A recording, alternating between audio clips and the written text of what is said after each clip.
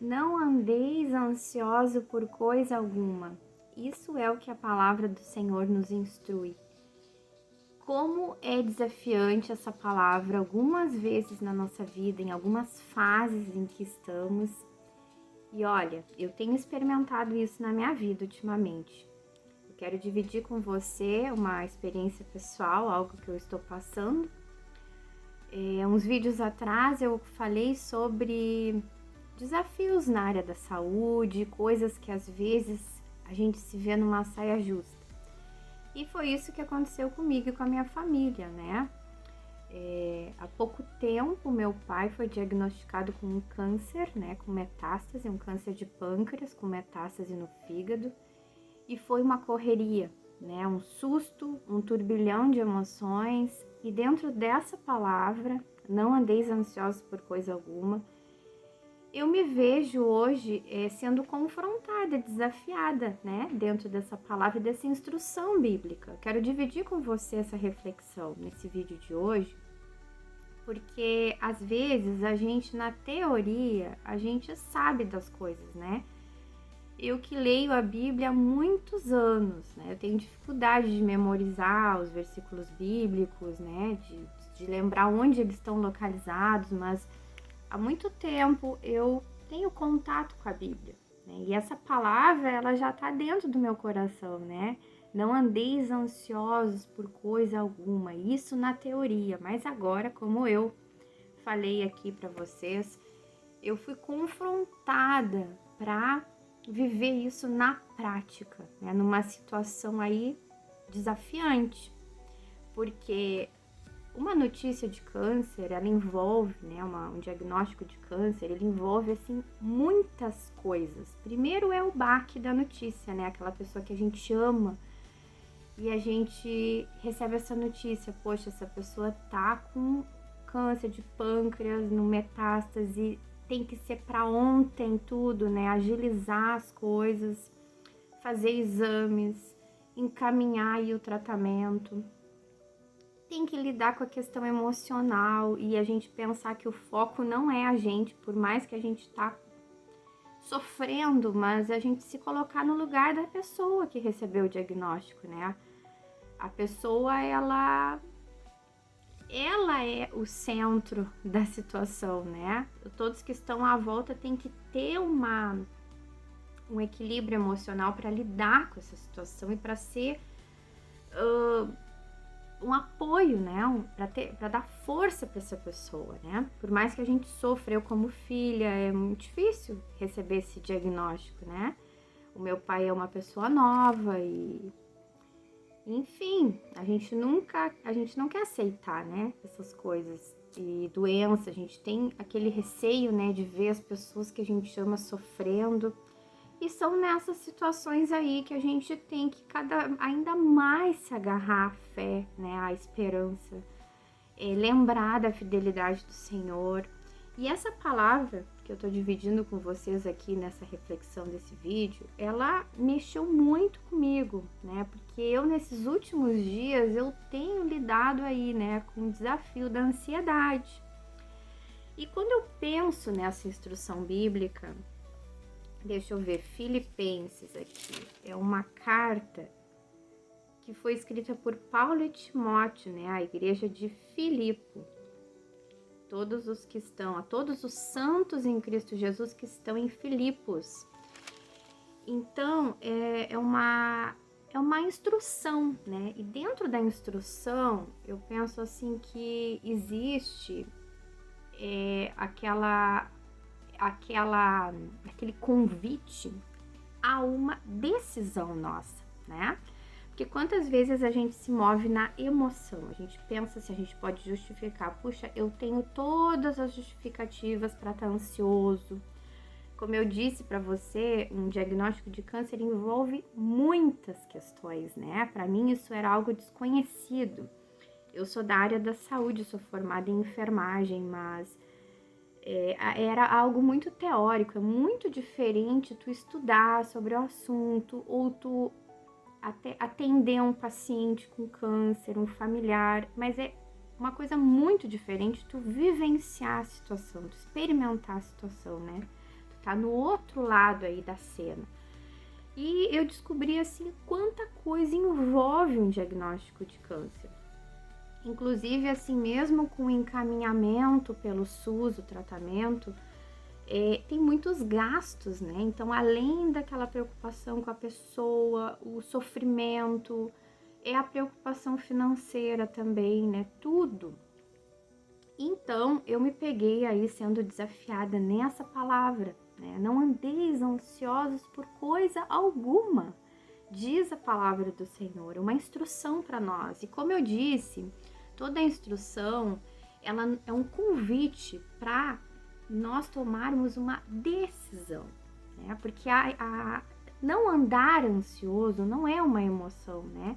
Não é algo que a gente vai estar pautado na nossa emoção, mas é algo que a gente vai decidir. Como a gente pode decidir? Eu vou contar aqui um pouquinho da minha experiência, né?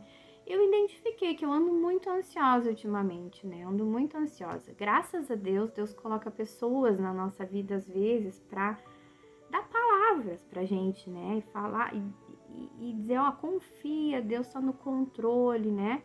Quantas vezes a gente acha que a gente é tão forte, né? A gente tem essa questão aí, às vezes, do orgulho, né? De se achar tão forte. Ah, eu sou tão espiritual, eu sou tão forte. Não, eu confio no Senhor. Eu sei, eu conheço essa palavra, não andeis ansiosos, né? Mas como eu disse, às vezes é na teoria, porque quando a gente se encontra aí numa situação na vida, uma situação difícil, e que a gente precisa praticar a palavra, é muito diferente. A gente é desafiado a praticar e lembrar, né? Tomar a decisão de tudo que a gente acredita, né? Trazer à memória o que nos dá esperança. Não nos deixar aí ser guiados pelas circunstâncias, pelo entorno, né? Pelas coisas que estão à nossa volta, ou pelo medo do futuro, né? Porque, como eu disse, a gente ama aquela pessoa ali, né? No meu caso, o exemplo que eu tô dando da minha situação. A gente não quer ver um familiar sofrendo, aí daqui a pouco a gente se pega pensando no futuro, né? Ai, se lá pra frente, como é que vai ser a quimioterapia? Eu não quero ver essa pessoa sofrendo. Poxa, eu quero ver essa pessoa com esperança. Outra coisa, assim, que no meu caso eu penso muito, né? Que a gente sempre tem a esperança aqui da cura, né? A gente sabe que Deus, ele é capaz de infinitamente mais, né? Deus, ele opera milagres ainda hoje. Tem muitos relatos de cura, inclusive com câncer. Mas a gente sabe também que a gente tem um momento nesse mundo, né? Que nós não somos para semente aqui, né? Não fomos criados para semente aqui nesse mundo, como diz popularmente. Temos um ciclo, né? E dentro desse ciclo eu penso muito a importância da decisão que a gente toma ao lado de Deus, né? Em a gente aceitar Jesus, né? Eu tenho algo muito forte em mim isso, né? Essa preocupação com a minha família. Eu peço ao Senhor, que todos aceitem a Jesus, porque como eu quero reencontrar na eternidade os meus amados, né? A gente não sabe como é que vai ser depois, mas eu acho que na misericórdia de Deus a gente vai reconhecer as pessoas, né? A gente vai poder se abraçar, a gente vai poder viver eternamente juntos, sem o peso da tristeza, do pecado, da morte, né? Que paira aqui nas nossas vidas nesse mundo. Então, isso que causa um pouco de ansiedade no meu coração, né? Eu pensar assim, porque eu não tenho assim tanta liberdade com meu pai de conversar com ele desses assuntos, e é um momento delicado também, né? Precisa pedir muita sabedoria do Senhor pra gente tocar nesses temas, mas é a minha preocupação da minha alma, que meu pai aceite a Jesus, né? Porque independente do que aconteça, a dor vai ser grande, mas existe a esperança, né? Existe a esperança de uma vida além desse mundo. É o que o meu coração mais fica, né, ansioso, tudo isso, né, tudo junto e misturado, como se diz. Então é isso, meus irmãos. Eu queria dividir essa experiência, dizer também que eu ando um pouco ausente aqui no canal por causa disso, por conta disso. Eu tenho corrido bastante com meu pai, com exames, e a rotina mudou bastante, né? Então, às vezes, acaba dificultando um pouco eu parar um tempo aqui. Já era um pouco difícil, né? Porque acho que alguns aqui já sabem que o meu marido trabalha em casa, então no home office, então às vezes é difícil. Eu gravo muito no carro, né? Então às vezes é difícil achar um tempinho, assim, se organizar, né? Achar tempinho a gente acha, mas é a questão da organizar o tempo, né? As coisas. E então é isso. É essa caminhada aí que eu tô. Eu peço orações para todos que me seguem, a intercessão de vocês na minha vida, na vida da minha família, pra gente passar por essa fase, né? Passar confiando em Deus e quero dividir com você assim a minha esperança de que Deus está no controle de tudo realmente, né? Às vezes, nos momentos de dificuldade, nos momentos aí de vales da nossa vida, são os momentos que a gente mais se aproxima do Senhor, né? Os momentos que a gente mais cresce em fé, os momentos que a gente começa a olhar a vida de forma diferente. Então eu quero passar essa experiência aí para você e te encorajar, se você está passando por algo assim, te encorajar a olhar para cima, né? Olhe para o alto, para quem te dá esperança, né? Para aquele que te dá esperança. Não olha para as circunstâncias, por mais difícil que seja, pesado que seja, né? Se você é alguém aí que está enfrentando uma doença grave, sofrendo com dor, com dificuldade, né, de saúde e dificuldade financeira, né? Porque é difícil a doença quando não tem recursos, é muito difícil. Ou mesmo com recursos mais limitados, tudo envolve gastos. Ontem eu estava acompanhando meu pai num exame e aí eu estava conversando com uma senhora que estava hospitalizada e ela estava me contando, né, que ela tem acho que 3 filhos, se não me engano, mas nenhum deles podem estar acompanhando ela no hospital por conta do trabalho, né, da rotina.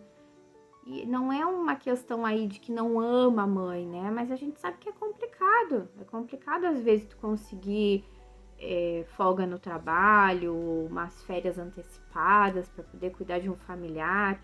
Tem todo o medo aí de perder o trabalho, aí já envolve várias questões, né?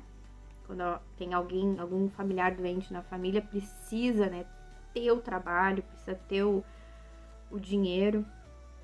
E essa senhora estava me contando, né, que dificuldade, o quanto ela tem gastado com cuidadores, porque não tem como contar com os parentes, né, por causa disso. E ela disse, eu vou ter que, acho que até começar a usar o dinheiro da minha poupança, ela falou assim, né, porque o gasto tá alto. Aí eu disse pra ela que bom que a senhora tem uma poupança, né, porque é por esses momentos assim. Porque olha como é difícil a vida de alguém que tá doente, às vezes com dinheiro curto, ou familiares, né? Muda tudo, tudo, tudo, tudo. Então, se você é uma pessoa que está nessa situação, eu quero te encorajar, sabe? Para Deus não tem nada impossível. Eu tenho experimentado milagres em relação a isso na minha vida. Exames caros do meu pai, né? Eu tava desesperada, não tinha a quem recorrer, não tinha, porque às vezes é constrangedor também a gente pedir, né, para familiares, assim, o dinheiro emprestado, né? Mas graças a Deus, assim, Deus tocou no coração de uma familiar minha, de familiares meus, né?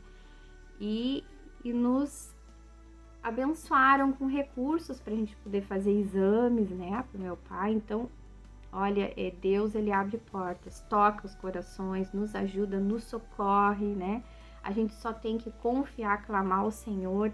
E como fala a palavra, elevo, né, os meus olhos para aquele que pode me dar o socorro. Eu não sei exatamente como é que é o versículo, quem sabe você até conhece mais do que eu, mas o principal, o ponto principal é esse, a gente elevar para o alto, né? Para o alto, para aquele que nos dá o socorro.